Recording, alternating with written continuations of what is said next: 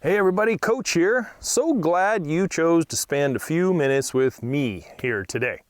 I hope everybody is doing well out there, and I hope that spring itch is starting to get in your brain just a little bit. Maybe you got a project or projects that you have on the table and you just can't wait for either the rain to stop, the snow to stop falling, and the thaw and runoff so that you can actually get out there and work a little bit. This week, I'm talking to you about raised gardens, raised bed gardens, and container garden landscaping.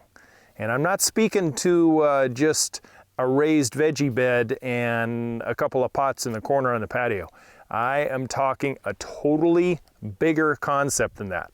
I am talking about raised beds and container garden landscapes everywhere, everywhere.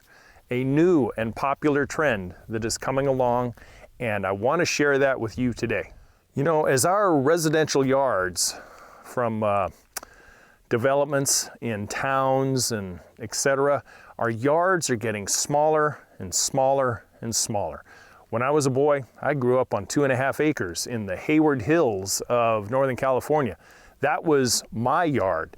And the property we lived on, my gosh, we had horses and dogs and cats and cows and all kinds of things.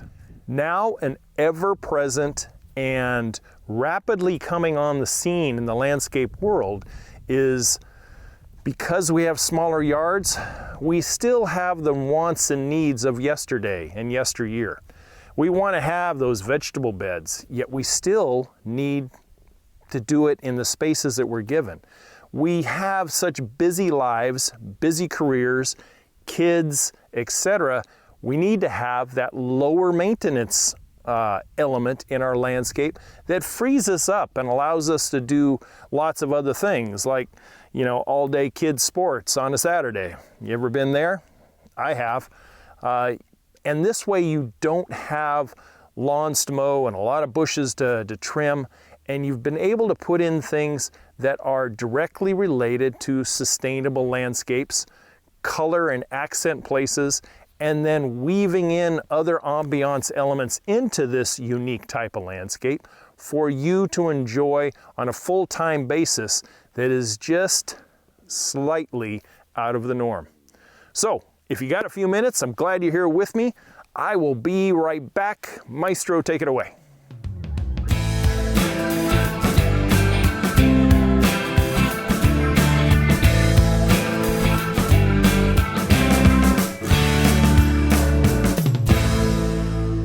Hey, I'm Matt. You can call me Coach. You know, every week, every Friday, I bring you landscape tips and tricks, design concepts and theories in an easy to understand format so you can go out and tackle landscape projects yourself, get the results you want, and save a boatload of money in the process.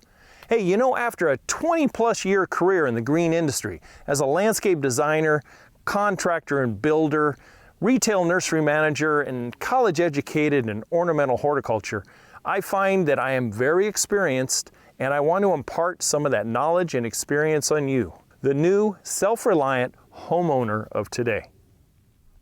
So all those folks out there that have a new home or a new older home that you just got, and the yards are small and your time is minimal for the weekly mow and blow and maintenance aspects of having a traditional yard. This is an option that you may want to consider. And for you folks that are in condominiums or apartments, this is right up your guys' alley. This is something that you can use in the small patios and balconies even that you have in apartments and condos. So when I speak to landscaping with raised beds and containers, as I mentioned in the intro, this is not a accent piece or a small segment of the yard dedicated to two vegetable beds or two corners in your back patio where you have shady impatiens and you got calibrachoa cascading over in the summertime. Not at all. This is actually planning out and using a raised bed concept or container garden concept throughout your whole yard. And it is a growing, ever-growing trend as our yards continue to shrink. In my landscape career, I can recall two 100% raised bed and container garden landscapes that I installed. I'll share a couple of quick stories with you. The first one was the raised bed story. I had a phone call from a guy who was a retired dot-commer from the Silicon Valley. He had left the Silicon Valley and came out to the Central Valley, bought a house in cash, and he wanted to do something a little different. And I got his phone call one day and we met. He said that the type of house that he has, and it was a traditional track home, and he had a backyard that was about 60 feet long and about 30 feet deep. Not very big, but he didn't, he really planned on traveling, and he wanted to dabble with sustainable landscapes. And he thought about doing it in the non-traditional fashion of doing some raised beds.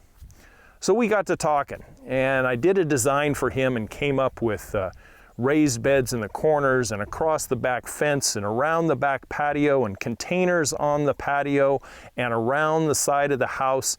And we did this in a Taj Mahal fashion, I'm telling you.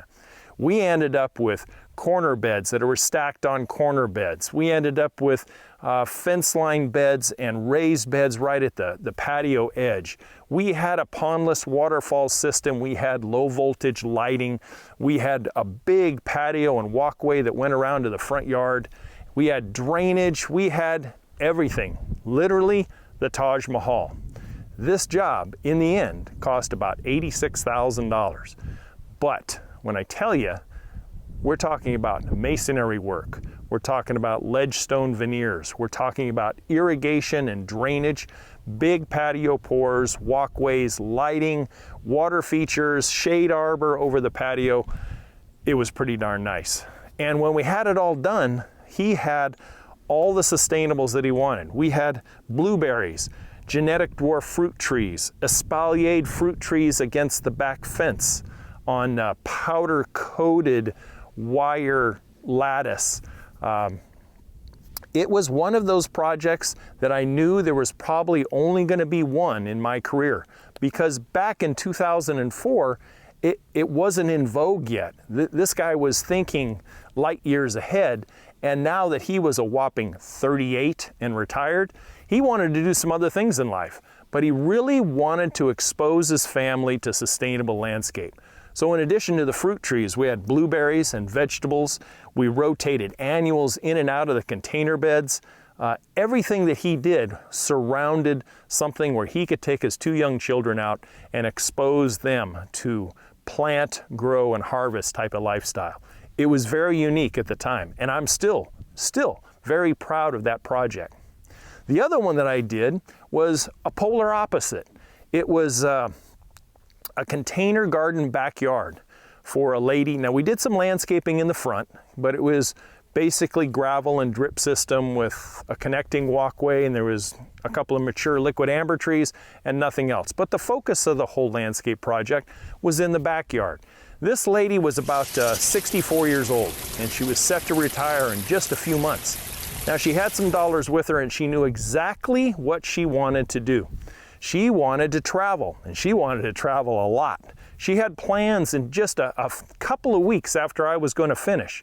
And all she wanted was a gravel backyard, a new patio, some drainage work, lighting especially, some water feature ambiance, and the rest being containers with some Adirondack chairs and a couple other things.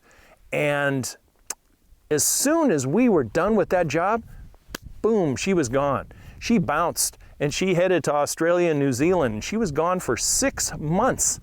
And it was probably the end of the season. As I recall, it was late September going into October. And she left in mid-October and took off. Well, I went up there and I winterized the water feature so it wasn't going to be running the 6 months she was gone. And when she got back, she called me, said, fantastic trip, got another one planned. Can you come up and put the water feature into working order for us? And sure enough, we did. And it was great. And that particular yard with the city that she lived in, every month, her water bill averaged $275 to $325 every month just for water. just for water. And when we got done with her, her first water bill went from, let's just say, $300, went from $300 to $40. And that was including her house water, you know, for kitchens and baths and showers and all that stuff. $40. What a dramatic savings. And she didn't have to worry about someone coming in her yard when she wasn't there. And it was fantastic. We switched out a couple of her pots over the years, and she's still, to my knowledge, she's still having that type of landscape today. So raised beds, raised bed and containers, and then a whole container landscape. It's not for everybody. I'm the first to admit that. It's not for everybody, but for those who are in unique situations, high professional people that don't have a lot of time, that are traveling for business, retired folks like what I just mentioned that are traveling a lot and don't want to have a lot of maintenance or have people there while they're traveling, it's almost custom made. Now this particular landscape, when it was all said and done, totaled out at about $42,000. Certainly not the 86 like the .comer customer, but still a substantial chunk of money. But you have to remember, as a professional, there's so much overhead and so much cost in building these things. The raised bed landscape, my gosh, that was like, for such a small yard, it was like a 5.5 week project. A lot of masonry work, like I said, ledge stone, drainage, water features. There's all kinds of time involved there. But does yours have to be, or some segment of your imagination dedicated to raised bed or containers have to be this expensive? Of course not. No. In a DIY fashion, you could achieve some or all of this for a fraction of that cost, at least a 50% savings, if not more. I would say that if it was a DIY project for the raised bed one, you could probably build that thing from scratch, because this was a brand new yard, for, I would say, $20,000, probably 20, because you don't have to do all the fancies that this guy did. It's not necessary. And the container gardens, I mean, we went out and shopped for a day and a half for customer Laura, and we found big, huge containers, things that, you know, every single pot cost $175 and more. So she had the dollars, and when you have the dollars, then you can wield some creativity a little more fanciful, if you get my meaning. Now, when it comes to creating these things, you know, I mean, I spent probably 2 weeks just planning the two jobs, especially the .comer. I mean, that took a lot of layout and a lot of ground painting and preparation and planning, material gathering, etc. So there is a lot of that. I'm going to speak to you about that towards the end. You know, right now in the world we're living in and we're surviving in, with everything involved, I mean, who could ever have managed 2 years ago cities and countries and states in lockdown mode? You know, when you have a traditional yard, and there's nothing wrong with traditional yards at all, but if you have the typical small lawn, back fence border, a shade tree, cement patio with maybe some sprinklers, that's okay. There's nothing wrong with that. You can go out and hang out in there and be just as comfortable if you're of that mindset. But you can imagine having something just a little different, and something that is new. And we all know how new can keep our attention a lot longer than the old and traditional. When you have something new and you have something you can go out and tinker with at whatever level you want, you can rotate things in and out, you can harvest, you can switch it out in the fall and have a whole nother type of crop through the winter, depending on where you're at. It becomes a real cathartic release in this day and age. To be able, I mean, in this day and age, if you look at two of the most fastest growing industries, cathartic industries, one is gardening, and it's DIY gardening, and the other is RV lifestyles. People who can't jump on a plane and go to Disneyland because Disneyland is closed. Can't go to Hawaii because the beaches are closed. You know, can't go to Europe because you're from the US, or vice versa, so the borders are closed. So we're almost restricted to what we can do ourselves in our own little circle of influence that we have. Sometimes that happens to be our backyard. So when you bring in these elements of raised gardens and containers and stuff, then we can start to weave and mix in other things. You can start in the planning phase, especially if you have a landscape makeover or just add to. You're going to have situations that you can put in water features, and you can put in lighting so you have a wonderful ambiance out there in the nighttime. You have shade arbors and have beautiful hanging baskets and stuff. You can put up hammock posts and put hammocks in that swing over the waterfall of your pondless feature. And imagination and budget is the only limits, guys. That's really the only limits, that and time. And all of this, as I preach every single week, can be done yourself with a little bit of planning, a little bit of resources, a few tools, friends and family, and whatever type of energy you can put into it. Now is the time. Now is the time more than ever. Now let me play devil's advocate for just a second, because I know there's always the naysayers out there or people that have a totally different opinion. So what about the folks that say, I got a dog, what is he supposed to do? Or I got kids, where are they supposed to play? What are they supposed to do if they don't have a lawn to play on? To that I say this, and I'm a 3-time parent, so I do know. Kids for the most part, animals especially, are the most adaptable creatures on the face of the planet. You know, if you have this and got kids under the age of 5, they're not gonna know the difference. You're going to be able to teach them a totally different philosophy of landscaping, harvesting, growing, sustainable landscapes, and everything else. And don't you think that's important in this day and age?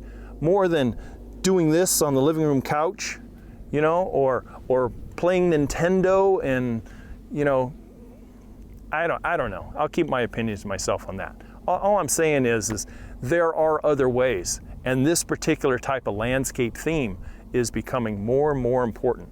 If you look at some of the most fastest growing channels on YouTube and on television, it's all about homesteading and sustainables and off-grid. It's more popular than ever. Well, maybe you're not going to be off-grid, but maybe for 5 months out of the year, you'll never have to go get a tasteless tomato at the store.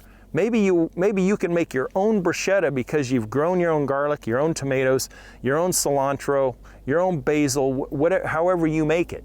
You know, these are the kinds of things that are really coming back in vogue, and I can't emphasize that enough. So, let's talk about planning a little bit. When we're dealing with the raised bed aspect of this landscape theme, planning is the most critical phase. You have to do your layout. You have to make sure that you can logistically and manually actually build something like this, considering the site you have. If you have sloped yards, if you have perfectly flat yards, or somewhere in between, what will you have to do to create this?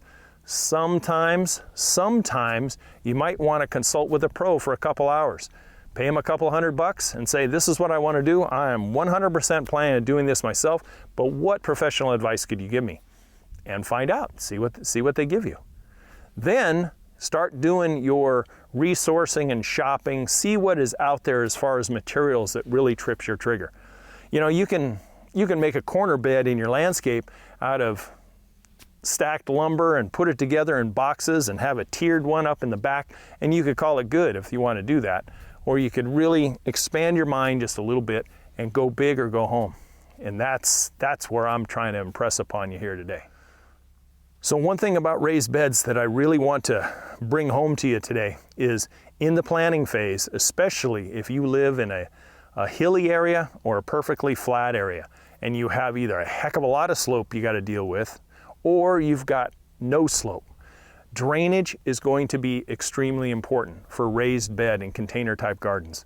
You're going to want to control that water from the get-go of your landscape project, whether it be with drain lines and catch basins or French drains with perforated pipe and running it out and away from this, because there's nothing worse than having flooded pathways in a raised bed garden or water creeping up on your patio and heading to your slider door.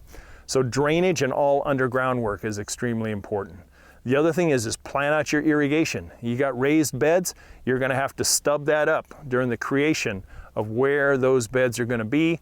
Cap them off while you mortar everything up and you veneer it, or if you're building it out of redwood boxes.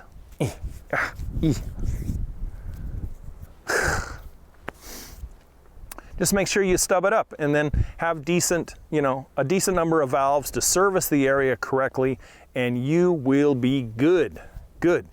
Now, leave you with that Dot Commer project. We put up 6x6 hammock posts, and he strung a double hammock across the stream, and he worked with me in that 5.5 weeks. He was out there probably at least half the time.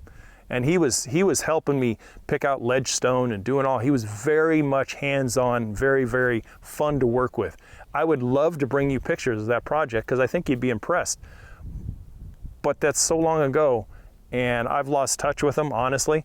And all the pictures that I did have, he had him and his kids and his wife, and I don't have permission to do it. So from a legal standpoint, sorry, you're just gonna have to believe me, I guess. So when you're considering planting, the planting of raised beds or container gardens, I want you to get in the mindset of dwarf, ultra dwarf, semi-dwarf at the biggest, and consider the size of the landscape project you have.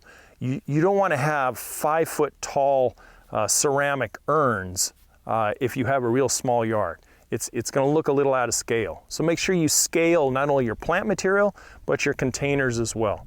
Same with your beds. If you have a yard like I would describe with a .com customer, our beds weren't big and huge. There was probably 4 feet wide was the widest, and 3 feet tall was the highest, and that was the stacked one in the corner.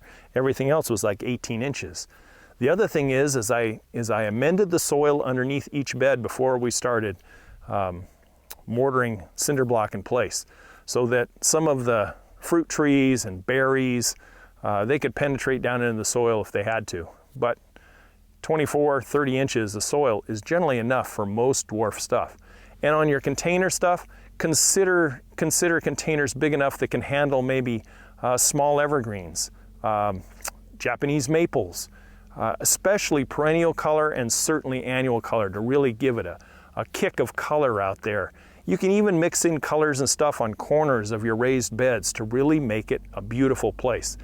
Then your walkways in between can be whatever type of paving material you want. In this particular case, we used a square cut flagstone with a gravel, and it was all over the top of a commercial landscape fabric. Worked out really, really well. Last time I saw it, it was still going really, really well. And that was about 2 years after we put it in. So there you go. A little bit about container gardens and raised bed landscapes. Some other little theory and thought for you here this week. I appreciate you being here. I really do. I hope you checked out the podcast this week as well. It has a little bit of narrative difference between the two. Check out next week's video. This week's Plant of the Week is right around the corner for you. And as always, every Friday, I'll be back with another landscape tip and trick and design concept for you. Anyway, thanks for spending a few minutes with me. Don't forget to hit that subscribe, share it with a friend, and if you're interested, check out that 15-step DIY landscape checklist. And as always, it'll be in a link in the description below. Take care, guys. Thanks for joining me.